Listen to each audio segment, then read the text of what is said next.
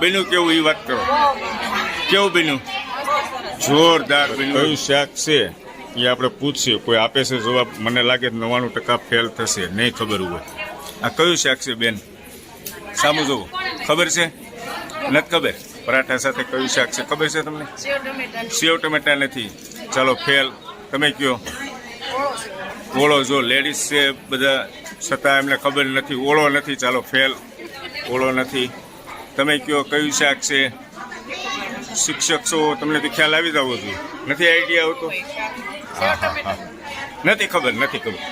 તમે કયો. અમદાવાદના મહેમાન તો ઓળખી જાય તરત. કયું શાક છે? 5 પરાઠા ખાઈ ગયા છો, ડીશ ખાલી થઈ ગયા, પણ ખ્યાલ નથી તમને. તમે ખ્યાલ છે? નથી ખબર બેટા? કાંઈ વાંધો. ટીચર મેં છે ને 8 પરાઠા ને શાકની ઝપટ બોલાવ્યું, બરાબર છે? મને તો નામની ખબર છે, તમને નામની નથી ખબર. પણ ખાવાનું બન્યું કેવું એ વાત કરો. કેવું બન્યું? જોરદાર બન્યું દોસ્તો શાક. હવે શાકનું જે તપેલું છે ને એ બતાવું ભાઈ મિત્રો. જમીને ઊભા છો તમે? કયું શાક ખાધું તમે પરાઠા સાથે? સેવ ટમેટા નથી દોસ્તો. મિક્સ નથી. કયું છે તમને ખબર છે? આ ગરધણી છે દોસ્તો. કયું શાક છે?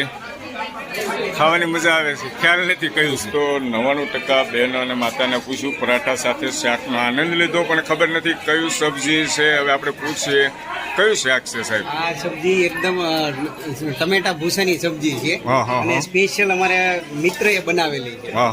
અને જોરદાર બનાવ્યું છે દોસ્તો. ખાવામાં કાંઈ ન ઘટે. આજે મેં છે ને 8 પરાઠા સાથે, શું નામ કીધું તમે? ટમેટા ભૂસાની સબ્જી છે. બરાબર. જોરદાર.